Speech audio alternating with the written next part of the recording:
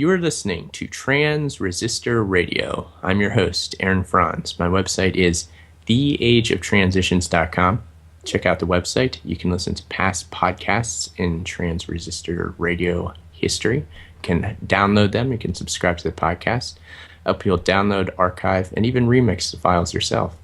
If you use the audio from Trans Resistor Radio to make your own videos or music, that's great. Just let me know. Email me at franz@theageoftransitions.com, and I'll post it to the website.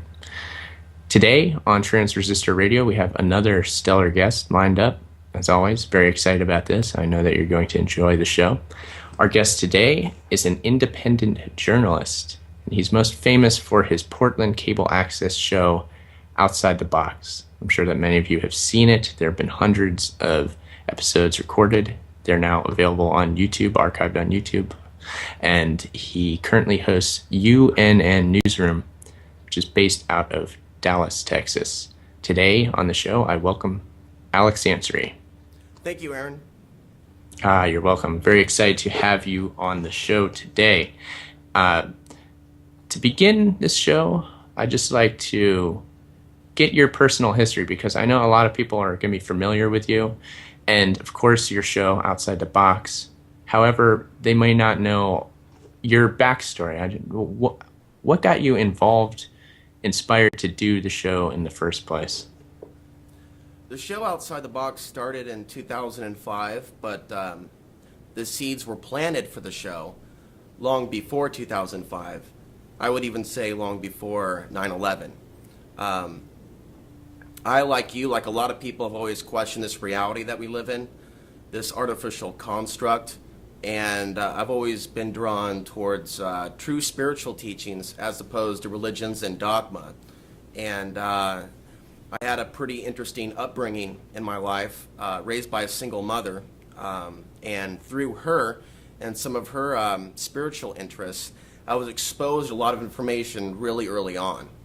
And later on in life, I had a certain set of challenges that I went through, very challenging, that led me towards greater truths. I think that sometimes through chaos, through extreme challenges, when we're pushed against the wall, we're forced to start looking for deeper answers as to not only who we are as spiritual beings having a human experience, but why the world is the way that it is. And so I would say that I feel I came into this world with many questions.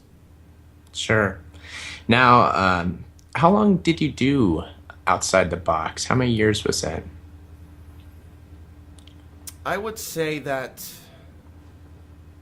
it was pretty darn close to 6 years. I pretty much jumped into it almost by a dare. I was looking at a lot of things relating to 9/11. So I was already researching and absorbing a lot of information, going through a tremendous learning curve and individual shift in consciousness around 2001, 2002, 2003, 2004. Around 2004, my best friend, who did not question the official story of 9/11, kind of threw it out there as a dare. Well, if you think you know what you're talking about, and you're listening to these other people on the internet, and you think you have something to say, well, why don't you go down to Portland Cable Access? Now, Portland Cable Access was very well known in the sense that there was a guy that used to tear off his clothes and run around naked in the 1980s, 1990s, and he got pulled off the air. And I'm thinking to myself, if this is allowed on television, how about taking a real message of truth and liberty, truly asking questions, interviewing people that don't get 5 seconds in the mainstream media to say their truth? Then I'm going to go down that route and see what comes about from it. And so I started taking classes, and this is something that anybody can do that has an access television facility in their own community. And that's what started the ball rolling. I think I did a couple pilot shows and went out and filmed a couple speakers in my own hometown. And then in the summer of 2005, I signed up for and received, much to my delight, a weekly series on Channel 11, which reached on average about 400,000 cable subscribers. Now, it didn't mean that many people were watching, but it had the potential to reach that many viewers. people that weren't looking for the information, like they are right now watching your YouTube and my YouTube. Just people accidentally find the information. That's the beauty of Access TV. Now, as we were saying before the interview, I actually had a cable access show myself. And you were talking about in Portland, there was a guy who had a really extreme show, with nudity and that. I think that there's one of these in every town that had cable access. You know, I mean, there's a similar character in Ohio. Right. And I just want to ask you, as a cable access producer, did you ever get the feeling that maybe these characters are planted there, like they're doing like bad things to sort of give cable access in general a bad name? Is that a possibility, or is that just wild speculation? I think it's a possibility to a certain degree. I don't feel that was the case with Jim Spag. Jim Spag really did believe in what he was doing because it was about free speech. Now, I may disagree with the way that he went about it. He did some fairly extreme things, but they were also making a point about the government not telling them how they could treat their bodies or how they could express their bodies. And it wasn't exactly pornographic, but on another level, I understand where he was coming from, although it's not something that I would prefer to watch. But it's frustrating because some people put things out there on Access TV because they want to express their free speech, but they're not always being, and I'm not for regulation, but from a responsibility perspective, I felt like people just want to get a rise out of people sometimes. So you will even see even satanic messages and programming on Access Television where people are expressing their darker side because they feel a need to share that with other people. And so I think sometimes you can come across that. It's also happening right now on the internet. And sometimes people are just being the crazy self that they are. That's true. Yeah, I just really want to get your opinion on that because it's something that I just, again, speculated on myself. But the truth movement, I want to talk about this specifically because You're an important person. You've been in the thick of the truth movement for years now. I'd just like to get a definition. What does Alex Ansary think the truth movement is, first of all? I think a true, genuine truth movement is about seeking out truths that even challenge our belief systems. What I don't think the truth movement is boxing yourself into a world where you're listening to someone else or some other big-time talk show host that's telling you what to be afraid of or to constantly fear for your own personal survival as a physical being. If you're really looking for truth, you have to be willing to face that truth when it arises. And also, it's said that a wise person is that which asks questions even when there is no clear answer, while a fool expects to be given the answers first or expects to find the answers before he or she formulates the question. So a true truth movement, to me, involves the movement outside of just the political stuff that we see and experience about the New World Order. It also involves things like what you are talking about, esoteric truths, Michael Tsarian, Jordan Maxwell. But even beyond that, there are so many people involved, either indirectly or directly, in this truth movement, even if they don't see themselves as being a part of the truth movement. And while I am a part of the quote-unquote truth movement, everything that I have done has been operating outside of the truth movement to a certain degree, outside of the world of others, outside of organizations. And that's just simply something that I have had to do to stay outside the box and keep my own information pure, or at least honestly coming from myself, instead of parroting the truths of others. Okay. Yeah, that's great. I couldn't agree more with getting out and doing your own thing, finding some way to do your own thing, and stay yourself, not get caught up in all the hubbub. Are there any insights that you would have from sort of the inside of the truth movement, if there is even such a thing? Is there an inside the truth movement? Has there been anything that you've seen over the years that you could impart to people who are perhaps new to all this truth information, for use of the label? What would you say to them from your years of experience in there? I would say that when you're truly looking for truth, it's going to lead you in different directions, like I said, and that may be different than the truth someone else has come across. And so there is a certain power in speaking your truth and operating independently, but also being able to work as a collaborative, being able to work with others and share your truth without fear of judgment. We have a lot of people in the so-called truth movement that want to almost copyright truth. and through ego, and also a sense of entitlement. Oh, look at me, I've done all of these things, and I'm over here now, I'm separate from you. We're about going beyond the illusion of separation. We're not trying to create more of it. And so I guess what I would impart is, be careful in expectations that you're going to walk into a truth movement and be expected and be received as family.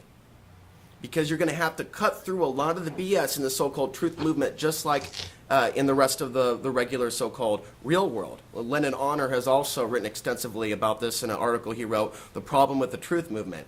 Now, I think what we can talk objectively about this without pointing fingers, without calling certain people COINTELPRO, because that sometimes is also engaging in the negativity and engaging in judgment. But to objectively step back and look at it from another point of observation, as David Icke would say, we're just human beings.